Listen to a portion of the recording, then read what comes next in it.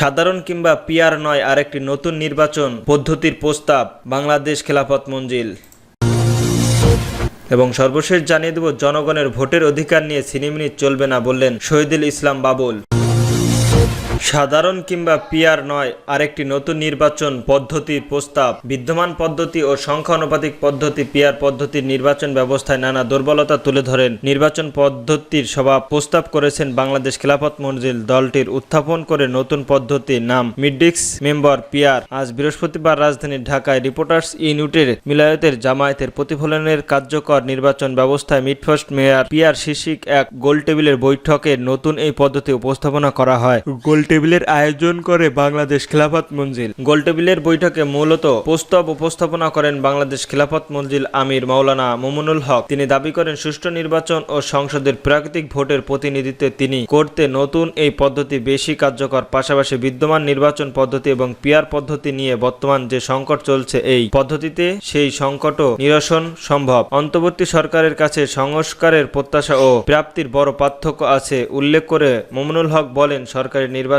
সমবয়সী ঘোষণা করেছেন, কিন্তু অনেকের মধ্যে সংখ্যা রয়েছে ফেব্রুয়ারির প্রথমার্ধে নির্বাচন করতে যে প্রস্তুতি দরকার আদৌ সরকারের সেটা কতটা করেছে। আমি বলতে চাই, পর্যাপ্ত সংস্কারের রূপরেখা সরকার ঘোষণা করুক, এই খুনিদের বিচার দৃশ্যমান করুক, এরপরেই লেভেল প্লেয়িং ফিল্ড তৈরি করেছে সরকার। এটি অবাধ সুষ্ঠু নির্বাচন আয়োজন করবে। রাজনৈতিক দলগুলোর মধ্যে মতভিন্নতা থাকলে একসঙ্গে চলার মানসিকতা রয়েছে উল্লেখ করে মামুনুল হক বলেন, দেশ ও জাতির কল্যাণ, জুলাই আগস্টের ঐক্য আমাদের রক্ষা করতে হবে। রাজধানী ও নির্বাচন ব্যবস্থা নিয়ে যে মতভেদ আছে সেগুলো আমরা নিরসনের চেষ্টা করব। চলমান সংকটে আমাদের আজকের তথাকথিত এএমপি পন্থা সমস্যা সমাধান করবে বলে আমার বিশ্বাস। গোলটেবিলের আলোচনায় অংশ নেন ইসলামী আন্দোলনের যুগ্ম মহাসচিব Gazi Ataur Rahman. Mix member PR পদ্ধতিতে সমালোচনা করে তিনি বলেন, এমপির পদ্ধতিতে বড় দুর্বলতা হলো এর মধ্যে সংসদীয় আসন কত হবে সেটা নির্দিষ্ট করা। এ নিয়ে আলোচনা করা দরকার। জনগণের ভোটের অধিকার নিয়ে ছিনিমিনি চলবে না বললেন শহীদুল ইসলাম বাবুল। অন্তর্বর্তী সরকারের প্রধান উপদেষ্টাকে উদ্দেশ্য করে বলেছেন জাতীয়বাদী কৃষক দলের সাধারণ সম্পাদক শহীদুল ইসলাম বাবুল বলেছেন, জনগণের ভোটের অধিকার নিয়ে ছিনিমিনি চলবে না। যদি খেলনা আর বিএনপির ভদ্রতা ও উদারতাকে দুর্বলতা ভাবেন তাহলে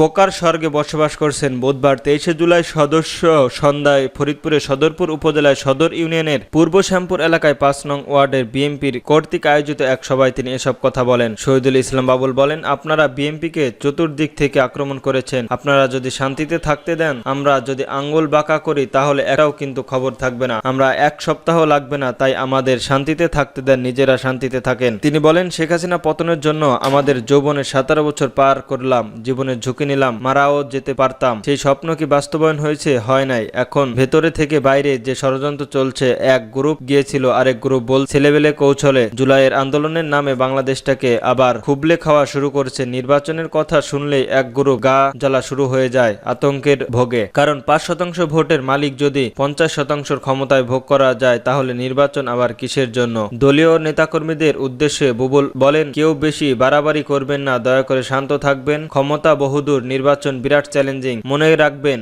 আপনারা ক্ষমতায় এসে গিয়েছেন, বিএনপি নামে কেউ যদি উঠে অন্যায় অত্যাচার করে সদরপুর চরভদ্রসন, আমার ভোট লাগবে না, আমরা নির্বাচন লাগবে না, আমি একাই রাজনীতি করব, কিন্তু আমার অন্যায়ের সঙ্গে আমি আপোষ করব না। এই এলাকায় কোনো অন্যায়, চাঁদাবাজি ও দখলদারি চলবে না। হালাল ভাবে ব্যবসা করবেন, তাতে আমরা যতটুকু পারি আমি ঠেলে দেব। সমাজসেবক রাব্বানী মোল্লা সভাপতিত্বের উপজেলায় স্বেচ্ছাসেবক দলের আহ্বায়ক মাসুদ রহমান সঞ্চালনার সমাবেশের উপস্থিত ছিলেন সদরপুর উপজেলা বিএনপির আহ্বায়ক কাজী বদরুজ্জামান বধু, সদর উপজেলা বিএনপি সদস্য সচিব তরিকুল ইসলাম কবির মোল্লা প্রমুখ।